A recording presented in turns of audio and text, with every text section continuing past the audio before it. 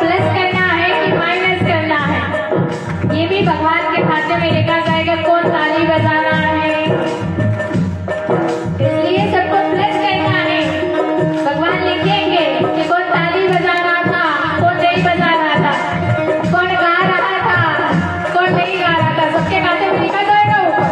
यहाँ भी खाता चला, सब लोग बड़े भाव से उजली करनी करनी भैया कर में न करियो खाता। उजली करनी करले भैया कर में न करियो खाता। लाख आँख से देख रहा है तुम्हें देखने वाला। लाख आँख से देख रहा है तुम्हें देखने वाला। वोट की नैया पार लगाता, वोट की नैया पार लगाता, पाप से डूब जाता। सब लोग ताली बजाते हुए मेरे मालिक के दरबार में सब लोग मेरे मालिक के दरबार में सब लोगों का खाता। मेरे मालिक के दरबार में सब लोगों का खाता। मेरे मालिक के दरबार में सब लोगों का खाता।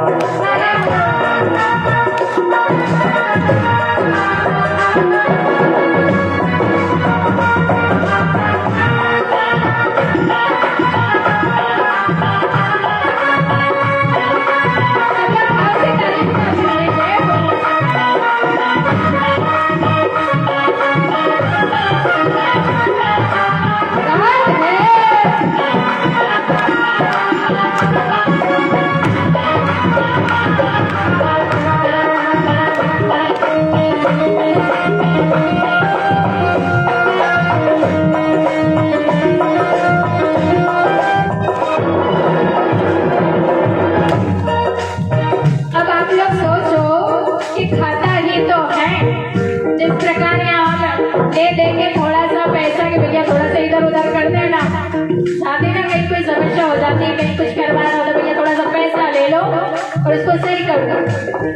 लेकिन जब भगवान का खाता चलता है ना, तो वहाँ रुपए पैसे की आवश्यकता नहीं होती, वहाँ खाता चलता और हमें जो कर्म किया वो लेके दिया जाता। तो कहते हैं नहीं चले उसके घर रिश्वत, नहीं चले चालाकी। नहीं चले उसके घर रिश्वत, नहीं चले चालाकी। नहीं चले उसके घर रिश्वत, नहीं चले चालाकी। नहीं चले उसके घर रिश्वत, नहीं चले चालाकी। उनकी अपनी लेने देने की रीत बड़ी है बाकी। ओ उनके अपने लेने देने की रीत बड़ी है बाकी। उनकी अपनी लेने देने की रीत बड़ी है बाकी। उनके अपने लेने देने की रीत बड़ी है बाकी। जमा जमा को बड़ी खर्च का, जमा जमा को बड़ी खर्च का सही हिसाब लगाना। पैसे के बड़े भाषा तारीफ जाते हुए लंबे लंबे हाथ आप लोगों को भी कहना हो मेरे मालिक के दरबार में।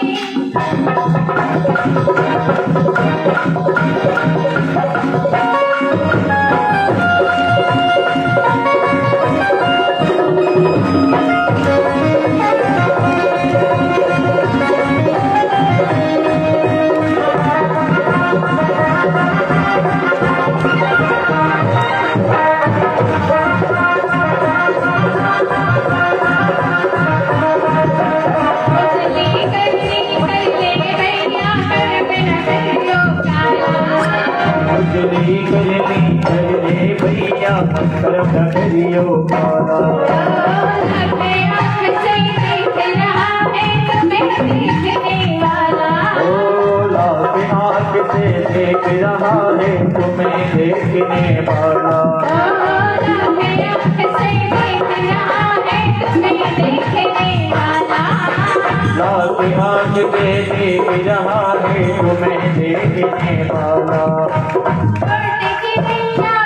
लगाता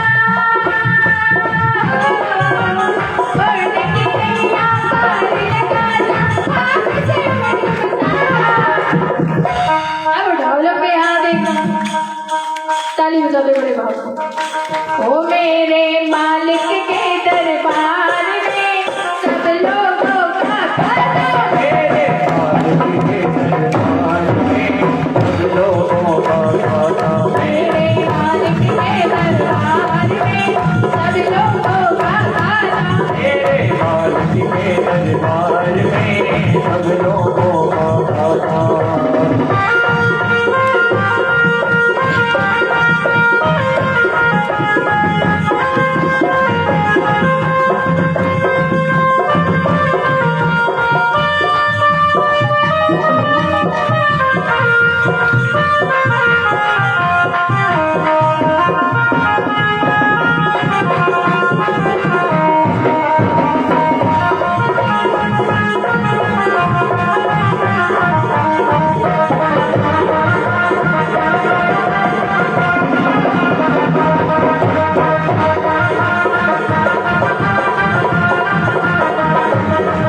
मेरे मालिक के दरबार में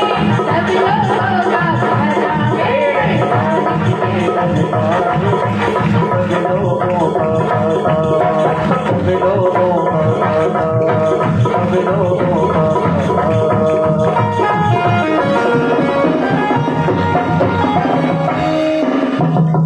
बोली बाकी बिहारी लाल की। जय हो।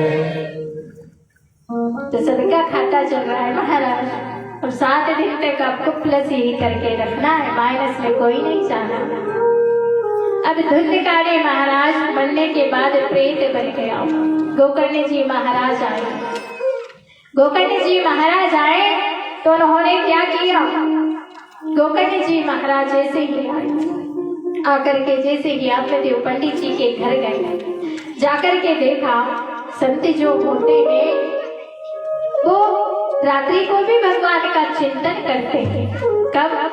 या निशाम सर्वभूतानां तस्याम जागृति संयमी। संयमी पुरुष जो होता है ना, वो रात्रि को भी भगवान का भजन करता है। गोकर्ण जी महाराज जैसे ही भजन करने लगे तो ना जाने कितने वहां पर आवाजें सुनाई देने लगी जोर जोर से। कभी हाथी आ जाए, कभी अग्नि जल जाए।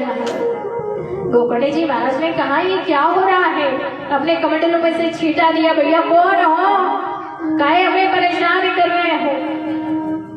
तो एक छाया हाथ जोड़ करके खड़ी हो गई, कहने लगी अहम द्योद्यो भ्राता अस्मि धुंधकारी नामतः सौ की नैव दोषेण मया ब्रह्मत्वं नाशितम् मया। मैं आपका भाई धुंधकारी हूँ। धुंधकारी तो राम राम प्रेत बनकर के बड़े हो। धुंधकारी ने कहा हाँ भैया, मेरा पूरा जीवन बुरे कार्यों में निकला, आज मैं प्रेत बनकर के यहाँ पड़ा। भैया मेरी मुक्ति कीजिए। बोले धुंधकारी मैंने सुन लिया था कि आप मर गए, 5 वैश्यों ने मिलकर के मार दिया, तो आपके नाम से मैं गया में श्राद्ध करके आया। बोले गया में एक बार नहीं 100 बार भी श्राद्ध करोगे तब भी मेरी मुक्ति नहीं होगी, तो फिर क्या? बोले कुछ ऐसा उपाय करो जिससे मेरी मुक्ति हो जाए। गोकर्ण जी महाराज को रात्रि भर नींद नहीं आई।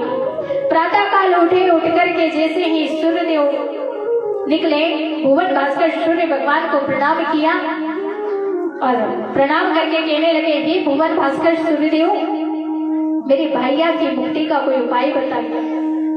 उन्होंने कहा कि एक ही उपाय है। बोले श्रीमद् भागवत वाचन करो, श्रीमद् भागवत जी का वाचन किया जाए। गोकर्ण जी महाराज ने ऐसा ही किया। गोकर्ण जी महाराज ने बड़ा सुंदर सा ऐसा जो पांडल लगा है, व्यासमंच लगा है, ऐसा लगवाया महाराज। कहा जहाँ लगवाया वहाँ बाज का बगीचा था। वहाँ बाज के बगीचे में एक 7 ग्रंथि वास था महाराज, 7 ग्रंथि। अब वहाँ पर गोकर्ण जी महाराज स्वयं भागवत का उपदेश करने लगे, भागवत का उपदेश देने लगे महाराज।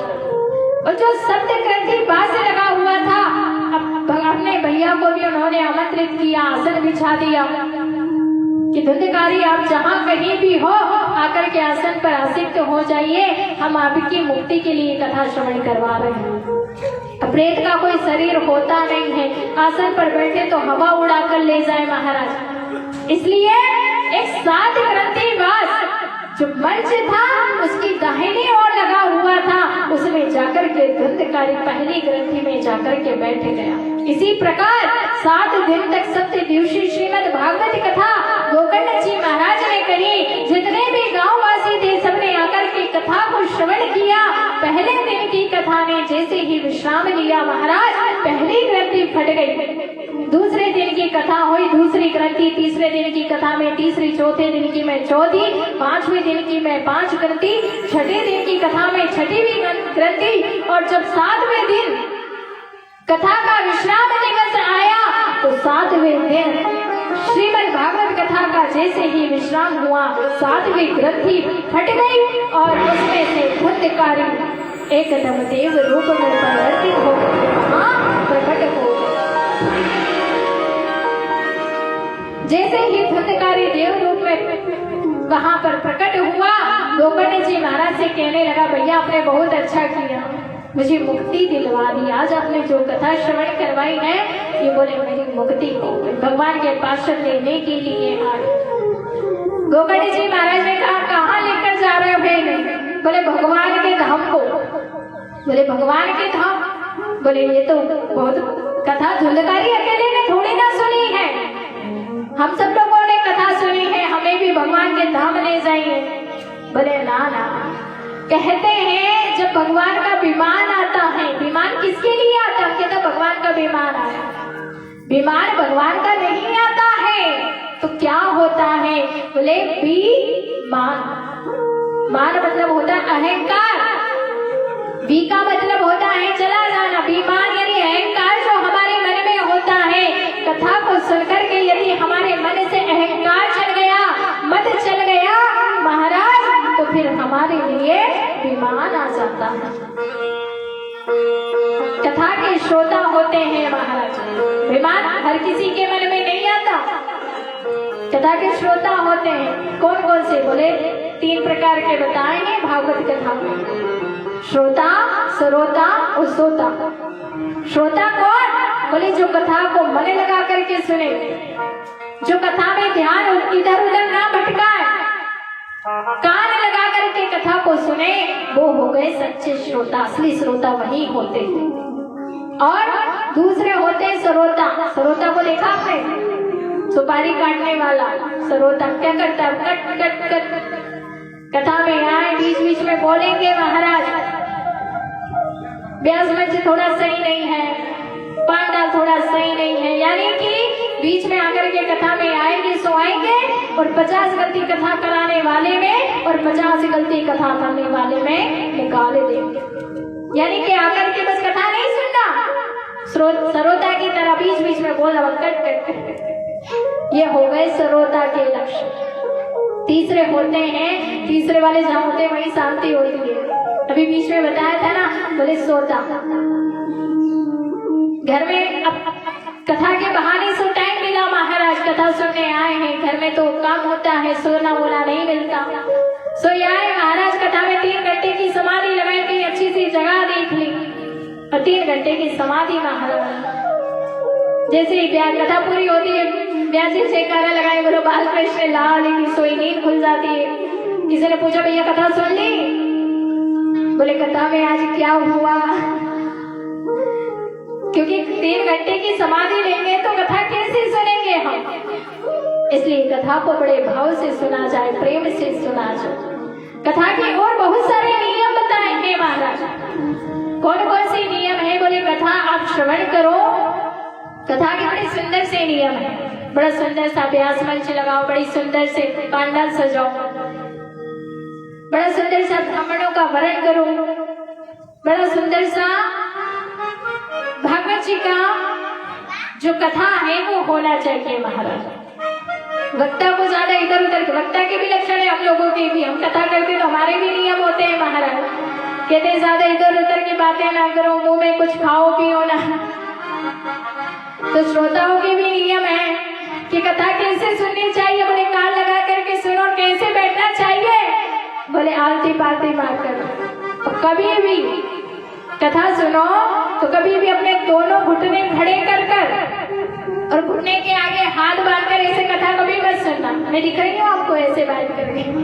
कभी कथा मत सुनना, ये होता है दरिद्रासन। चाहे आप पैर लंबे कर लेना, आपसे नहीं बनता हमारा सोफा लगा लेना, कुर्सी लगा लेना, चाहे जैसे बैठ जाना, लेकिन इस आसन से कभी कथा मत श्रवण करना। इसका आसन का नाम है दरिद्रासन। इससे कथा श्रवण करते हैं तो इंद्र भी यदि कथा श्रवण करे ना इस आसन से तो वो भी दरिद्र हो जाता है। बोले 7 दिन तक कथा श्रवण कर रहे हैं, व्रत रहना चाहिए, लिखा तो ये है, लेकिन आजकल कहाँ बड़ी भूख लगती है महाराज। बोले ठीक है व्रत ना कर सको भैया, पर इतना खाओ कम से कम कथा में नींद ना आए, भगवान की कथा हम अच्छे से श्रवण कर सके महाराज। बड़ी सुंदर सी कथा कह रहे सनत कुमार जी। और इधर जैसे ही सनत कुमार जी ने कहा बढ़िया कीर्तन हो तो ताली बजाओ, आरती हो तो उन्मत्त होकर करो, आगे जन्मोत्सव भी आएंगे, कृष्ण जन्मोत्सव आएगा, विवाह आएगा महाराज, बड़ी सुंदर सुंदर सी कथाएं आएंगी, सबको हर्ष उल्लास के साथ मनाओ महाराज। ऐसी बड़ी सुंदर सी महिमा जब श्रीमद् भागवत कथा की श्रवण करवा रहे थे सनत कुमार जी, तभी वहां पर भक्ति देवी प्रकट हो गई, ज्ञान वैराग्य का बुढ़ापा दूर हो गया महाराज। भक्ति देवी प्रकट होकर के कहने लगी आपने बहुत अच्छा किया जो हमारा उद्धार कर दिया, मेरे बच्चों का ज्ञान वैराग्य का बुढ़ापा दूर कर दिया महाराज। अब वहां पर क्या हुआ कि भक्ति देवी नाचने लगी महाराज। इधर भोले बाबा से इतना अच्छा उन्होंने सनत कुमार जी ने वहां पर सत्संग सुनाया कि भोले बाबा से नहीं रहा गया, वो भी नाचने को तत्पर हो गए महाराज। उद्धव जी कासा बजाने लगे हैं, प्रहलाद जी मृदंग बजाने लगे हैं, जितने भी संत वहाँ बैठे हुए थे सब वहाँ पर सुंदर सुंदर सी स्वर लहरी कर रहे हैं महाराज। और इतना सुंदर सा वहाँ पर भक्ति भाव कीर्तन हुआ कि भगवान नारायण प्रकट हो गए। और जैसे ही भगवान नारायण प्रकट हुए उन्होंने सबको आशीर्वाद दिया। भक्ति देवी से कहा जाओ भक्तों के हृदय में जाकर के वास करो। यही कथा जो भागवत पाठ में आप सुन रहे हो सनत कुमारों ने नारद जी को सुनवाया था महाराज। और यही कथा आचार्य शुकदेव जी महाराज ने राजा परीक्षित को सुनाई। और यही कथा 7 दिन तक हम और आप लोग भी श्रवण करेंगे महाराज। आचार्य शुकदेव जी महाराज के जन्म की बड़ी सुंदर सी कथा सुनाई है महाराज। लेकिन आचार्य शुकदेव जी महाराज जो गोलोक धाम में रहते थे, वृंदावन राजराजेश्वरी श्री राधा रानी की गोद में खेलते थे महाराज। ऐसे सुखदेव जी महाराज राधा रानी ने कहा जाओ भूलोक में जाओ, भगवान के धर्म का प्रचार प्रसार करो। कैसे करें? बोले करना तो पड़ेगा। तो राधा रानी का भजन करते थे सुखदेव जी महाराज। सुख यानी तोते के रूप में रहते थे महाराज। तोते के रूप में राधा रानी की गोद में खेलते थे महाराज, राधे राधे करते रहते थे। राधा रानी ने आदेश दिया जाओ धरती पर आए। कैलाश पर्वत पर रहते भोले बाबा और मैया पार्वती। भोले बाबा मैया पार्वती जब वहाँ रहते हैं, एक सुख पशु और पक्षिणी के गर्भ से जन्म लिया। एक दिन क्या हुआ, वहाँ पर बर्फीली हवाएं चलने लगी महाराज। ऐसे ही बर्फीली हवाएं चलने लगी, बादल गरजने लगे, बिजली चमकने लगी, बारिश होने लगी महाराज। सुख जो पक्षु और पक्षी थे वो उस सुख जो पशु था जो अभी हुआ था महाराज, उसको छोड़ करके वो कहीं दूसरे स्थान पर चले गए। जो सुख बन करके आए सुखदेव जी महाराज वो वहीं पर रहे महाराज। एक दिन पार्वती ने भोले बाबा से कहा मुझे देखो आप ऐसा क्यों किया आपने मेरे साथ कि हर बार मुझे ही मरना पड़ता है, आप तो कभी मरते नहीं हो। भैया थोड़ी सी आवाज बढ़ा। बोले बार बार मैं ही मरती हूँ, आप तो अमर हो, आप तो कभी मरते नहीं। ऐसी कौन सी जड़ी बूटी खा रखी आपने जो आप नहीं मरते? बोले आप तो बड़े कपटी हो। बोले बाबा से कह रही है माता पार्वती। बोले काहे का कपटी? बोले आप कपटी इसलिए हो कि आपने जो जड़ी बूटी खा रखी, अमृत पान किया, वो हमें कभी नहीं करवाया। और अच्छा एक बात बताओ, उनके कैलाश पर्वत पर नारद जी का आगमन हुआ था। माता पार्वती ने नारद जी से कहा कि आजकल कहीं आना जाना बंद है। बोले हाँ। बोले क्यों? बोले आजकल दुनिया में प्रेम प्रेम नहीं रहा, सब मतलब से प्रेम रखते हैं, स्वार्थ बस प्रेम रखते हैं। सुर नर मुनि सबकी यहाँ रीति, और स्वार्थ लाभ करे ही सब प्रीति।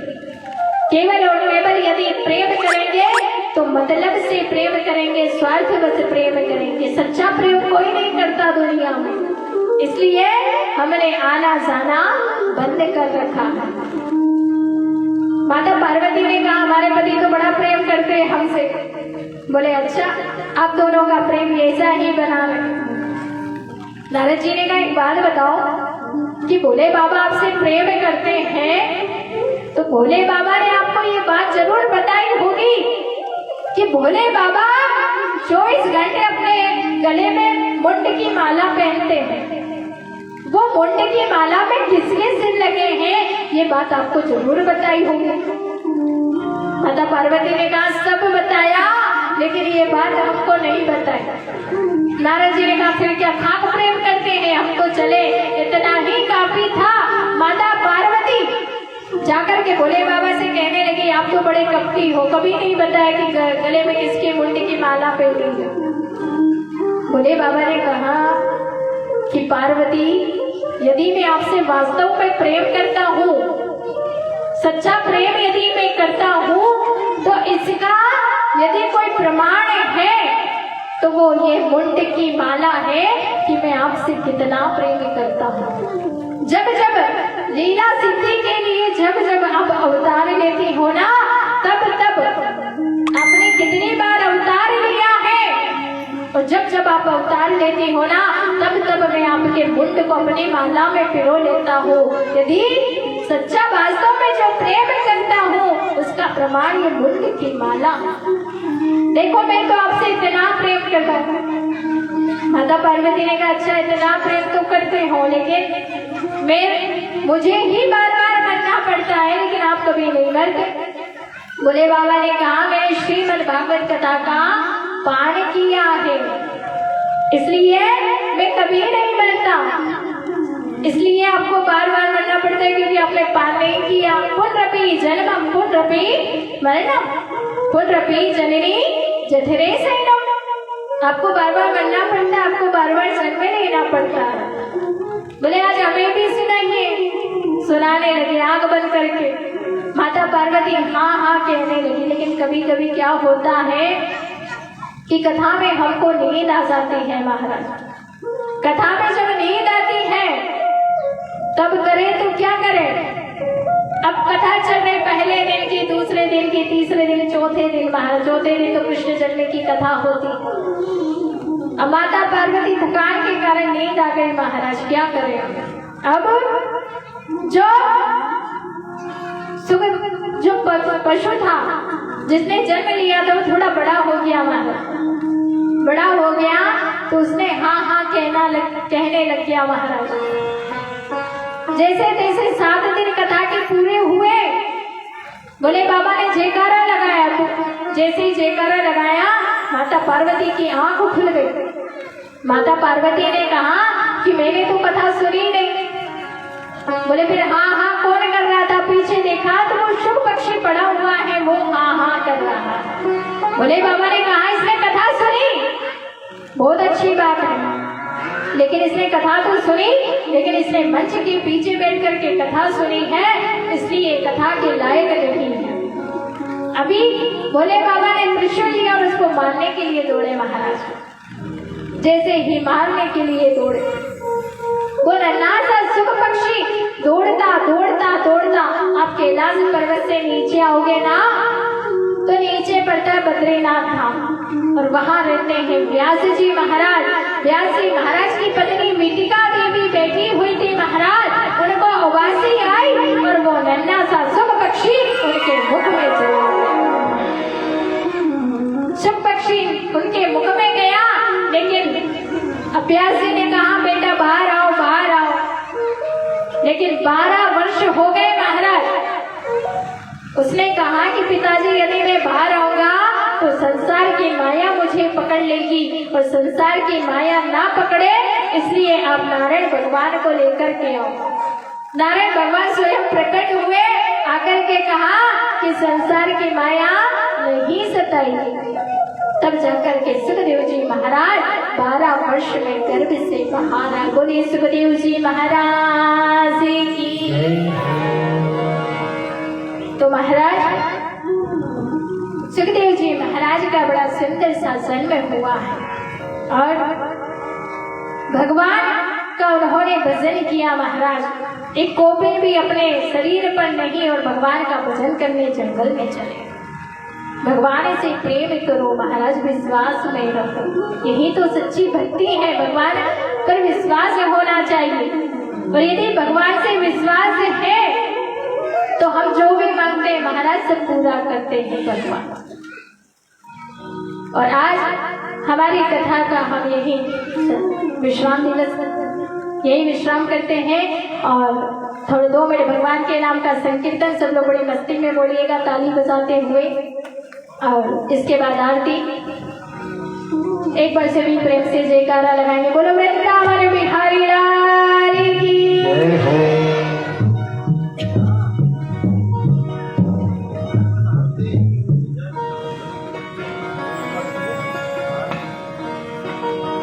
जाएगी ना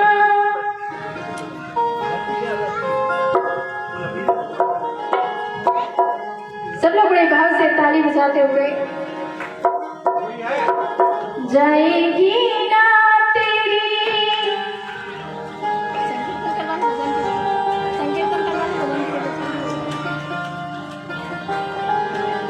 सब लोग बड़े भाव से प्रेम से।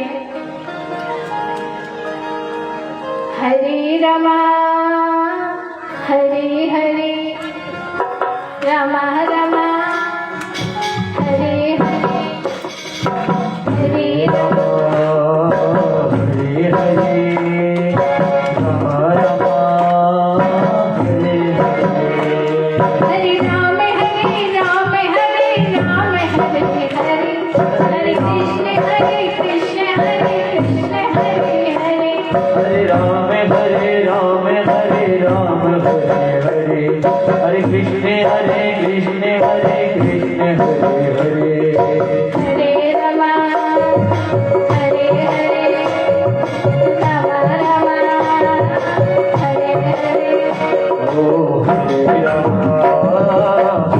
हरे हरे राम राम हरे हरे हरे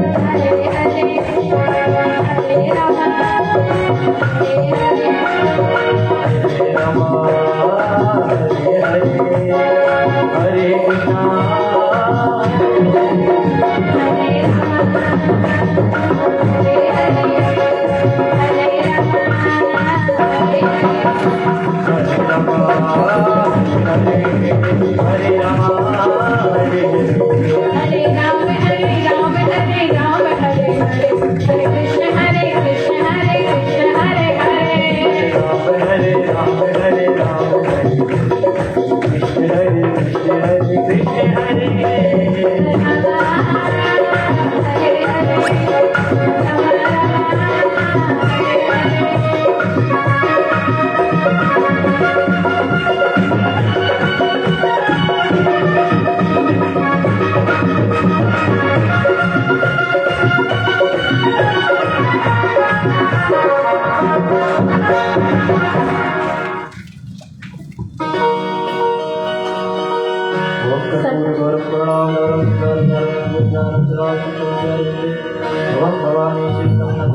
सभी लोग अपने अपने स्थान पर खड़े हो जाएं।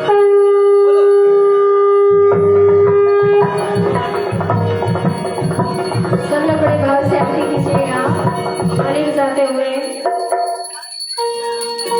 बाके बिहारी तेरी आरती गाओ। बाके बिहारी तेरी आरती गाओ। हे गिरधारी तेरी आरती गाओ। हे गिरधारी तेरी आरती गाओ। आरती गाओ प्यारे और